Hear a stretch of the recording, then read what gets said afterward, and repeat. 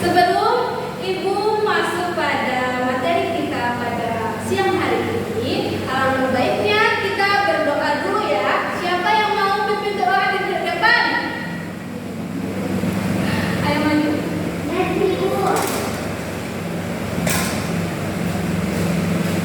Teman-teman, sebelum kita memulai pembelajaran, marilah kita berdoa bersama-sama. Berdoa dimulai.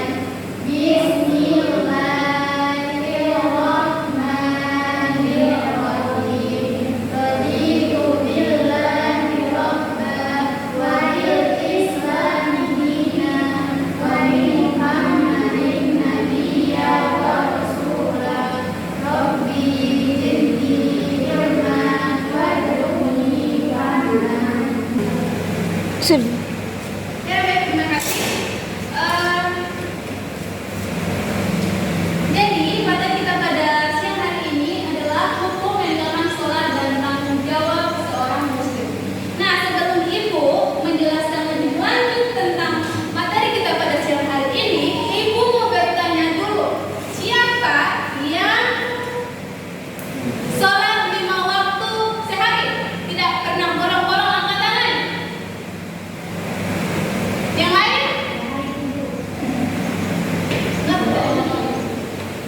Jadi, menurut adik-adik, ketika kalian melaksanakan sholat itu, menurut kalian sholat itu apa? Ibadah. Ibadah. Itu apa lagi? Kewajiban. Kewajiban. Terus? Sholat. Doa. Jadi, secara bahasa, sholat berarti doa. Sedangkan secara istilah, sholat adalah ibadah yang terdiri dari perkataan dan perbuatan tertentu yang dimulai dengan takbir dan berakhir dengan salam yang dilakukan untuk mendekatkan diri kepada Allah. Sholat itu merupakan rukun Islam kedua yang wajib kita laksanakan sebagai seorang muslim yang telah memenuhi syarat. Selanjutnya adalah kedudukan sholat dalam Islam. Yang pertama, sholat adalah tiang agama. Maksudnya apa? Maksudnya adalah sholat dalam kehidupan sehari-hari itu begitu banyak permasalahan-permasalahan yang terjadi dalam kehidupan kita. Jadi kita harus dalam mempermudah segala permasalahan itu kita harus melaksanakan sholat agar permasalahan hidup yang kita jalani akan diberikan jalan oleh Allah Subhanahu wa Ta'ala. Yang kedua, ibadah pertama yang bisa kita lakukan. Jadi amal pertama yang akan ditanyakan di akhirat nanti itu adalah yang pertama itu sholat. Bukan puasa, bukan zakat, bukan haji, tapi sholat. Coba bayangkan, ketika adik-adik dalam 100 tahun, adik-adik mengerjakan sholat sekali dalam 1 tahun.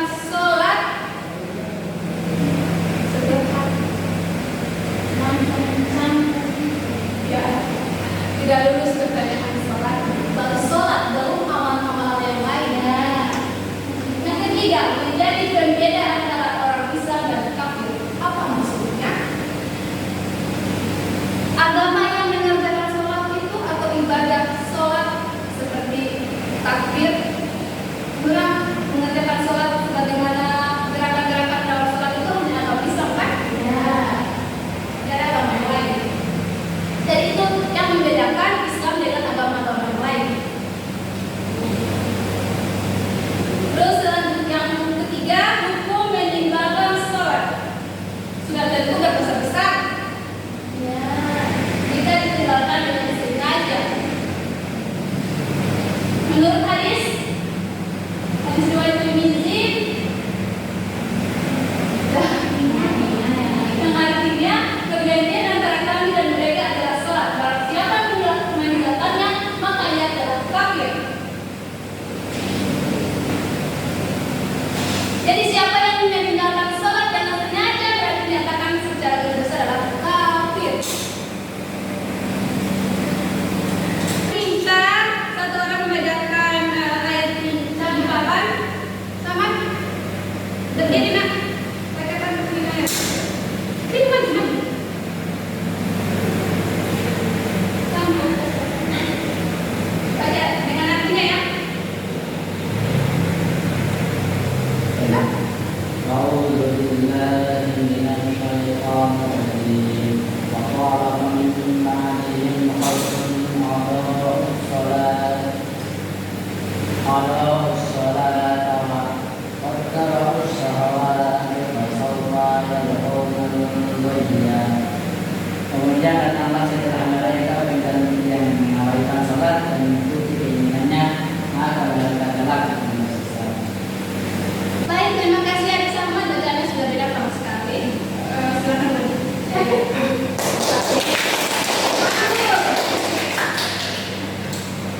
Jadi maksud dari ayat ini adalah, oh iya, barang siapa yang meninggalkan sholat maka dia akan kesulitan dalam menjalani kehidupannya, karena kunci dari keberhasilan hidup itu adalah dengan sholat. Solusinya adalah sholat. Kalau adik-adik merasa hidupnya sudah tidak tahu arahnya kemana, sudah tidak tenang, tidak tenang hidup, maka kuncinya adalah sholat. Minta petunjuk sama Allah Subhanahu wa Ta'ala supaya diberikan permasalahan apa yang ada. Terus kemudian dampak meninggalkan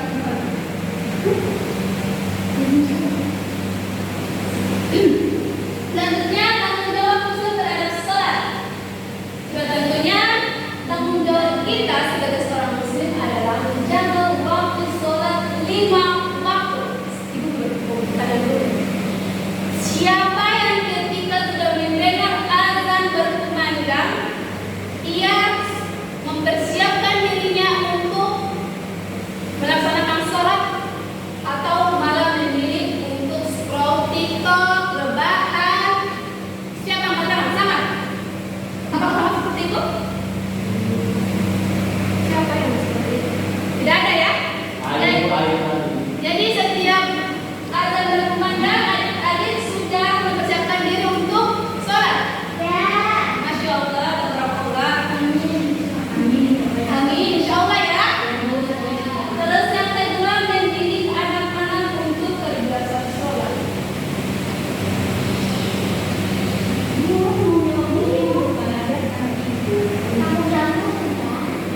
Iya. Jadi yang mendidik kita untuk terbiasa melaksanakan sholat dengan tepat waktu. Terus yang ketiga, mengingatkan sesama muslim yang lalai.